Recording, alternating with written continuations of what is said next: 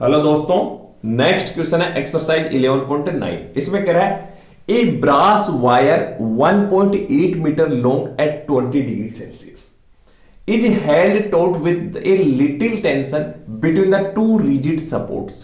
If the wire is cooled to a temperature of minus 39 degree Celsius, what is the tension developed in the wire?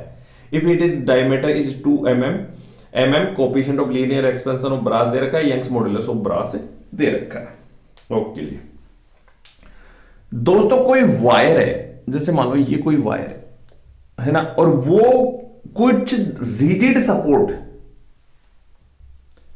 कोई wire है, वो दो rigid supports, ये कोई दो rigid supports है, उसमें लिटिल टेंशन के साथ में इसमें फिक्स्ड है। क्लियर? ठीक है। इस ब्रास के वायर की लेंथ दे रखी है 1.8 मीटर एट 20 डिग्री सेल्सियस। ये कोई ब्रास का वायर है, रिजिड सपोर्ट्स है, ठीक है, और ये taught with a little tension के बीच में यहां सपोर्टेड है। इसकी लेंथ, इस ब्रास के वायर की लेंथ एट 27 डिग्री सेल्सियस पे 1.8 मीटर है। क्लियर? ठीक है। अगर मैं आपसे बोलूं कि अगर टेम्परेचर इंक्रीज करते हैं, अगर टेम्परेचर इंक्रीज करेंगे तो इसमें कौन से स्ट्रेसेस डेवलप्ड होंगे या नहीं होंगे, और अगर टेम्परेचर डिक्रीज करेंगे तो कौन से स्ट्रेसेस डेवलप्ड होंगे। दोस्तों, अगर इसका टेम्परेचर हम इंक्रीज करते हैं तो ड्यू टू थर्मल एक्सपेंशन इसका लेंथ इंक्रीज होना चाहिए। If we are going to increase the temperature, then due to thermal expansion के कारण ये क्या होगा, इसकी लेंथ इंक्रीज होना चाहिए। लेकिन यहां पे रिजिड सपोर्ट है, वो इसकी लेंथ नहीं बढ़ने देंगे। जैसे मान लो ये देखो, ये ऐसे बढ़ना चाहता है लेकिन ये सपोर्ट नहीं बढ़ना चाह रहा, ये ऐसे बढ़ना चाहता है लेकिन ऐसे, तो ये ऐसे फोर्स लग रहा है ना इस पे, ये रिजिड सपोर्ट से, तो कौन से स्ट्रेसेस डेवलप्ड हुए? कंप्रेसिव स्ट्रेसेस डेवलप्ड हुए। कौन से? Compressive stresses. अगर टेम्परेचर डिक्रीज होंगे तो इसकी लेंथ कम होना चाहिए, लेकिन ये सपोर्ट कम भी नहीं होने देगा, मतलब ऐसे खींचेगा इसको। ये जैसे मान लो देखो, ये यहां पे आ गई लेकिन खींच के वापस यहां पे लिया है, तो मतलब इसमें टेंशन है, लिटिल टेंशन, लिटिल नहीं टेंशन है, वो अपने को निकालनी है। ठीक है। अब आपको पता है, देखो थर्मल एक्सपेंशन में तीन फॉर्मूले याद करो लो, delta L equal to alpha delta T L. Sigma stresses कितने होते हैं? देखो एल्फा डेल्टा टी वाई, और स्ट्रेन इक्वल टू होगा एल्फा डेल्टा टी। ये तीन फॉर्मूले।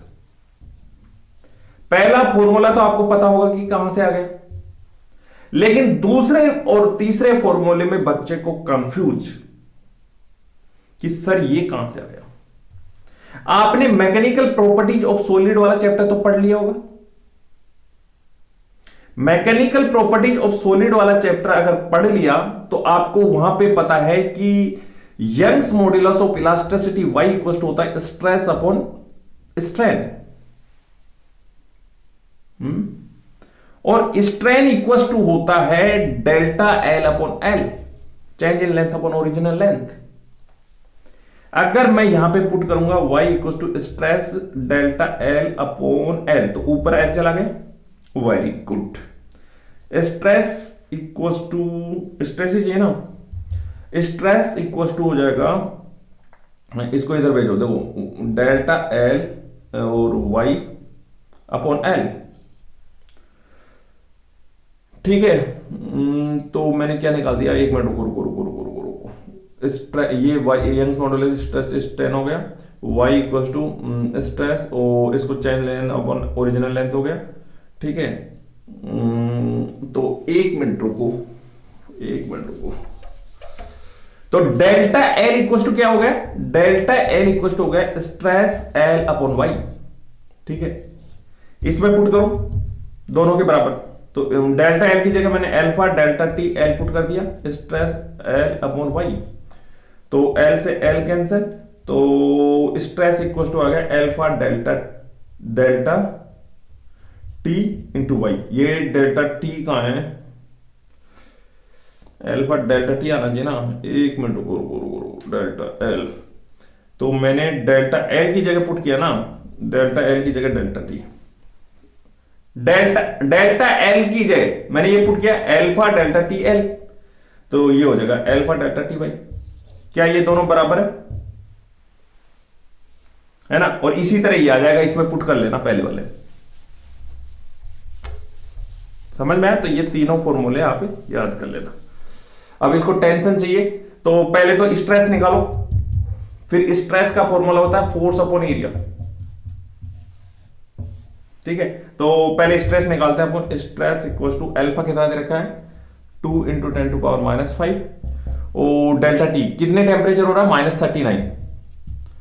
ठीक है, तो डेल्टा टी कितना हो गया -39 -27 डिग्री सेल्सियस, तो डेल्टा टी इक्वल टू, इसको जोड़ो 9 6 और 3 2 5 66 डिग्री सेल्सियस माइनस का, तो डेल्टा टी इक्वल टू मैं ये भी लिख सकता हूं -66 केल्विन, क्योंकि डिफरेंस दोनों का सेम ही आएगा।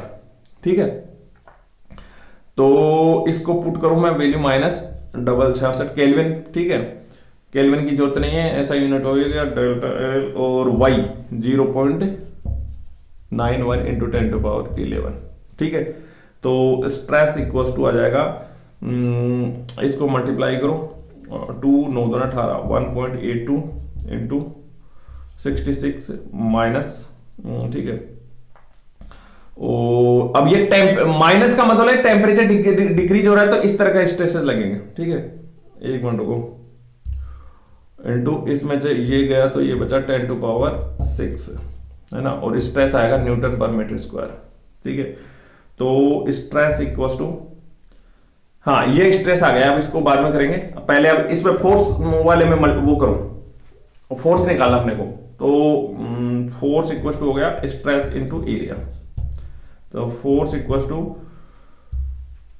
स्ट्रेस दे रखा 1.82 इंटू 66 इंटू 10 टू पावर 6, और एरिया दे रखा है, एरिया निकालना है इसका, डायमीटर दे रखा है, तो रेडियस कितनी होगी 1 mm, तो एरिया होता है पाई आर स्क्वायर, तो pi 3.14 into R 1 into 10 to power -3 का होल स्क्वायर, तो 3.14 इंटू 1 इंटू 10 टू पावर -3 का होल स्क्वायर, तो ये कितना हो गया F इक्वल टू, देखो इसको डायरेक्ट कर दूंगा 1.82 into 66 into 10 to power 6 into 3.14 into 10 to power -6, तो ये इससे कैंसिल, F इक्वल टू आ जाएगा 377 और ये आएगा न्यूटन। ठीक है, तो F इक्वल टू आएगा 3.8 इंटू 10 टू पावर 2 न्यूटन कर दो इसको।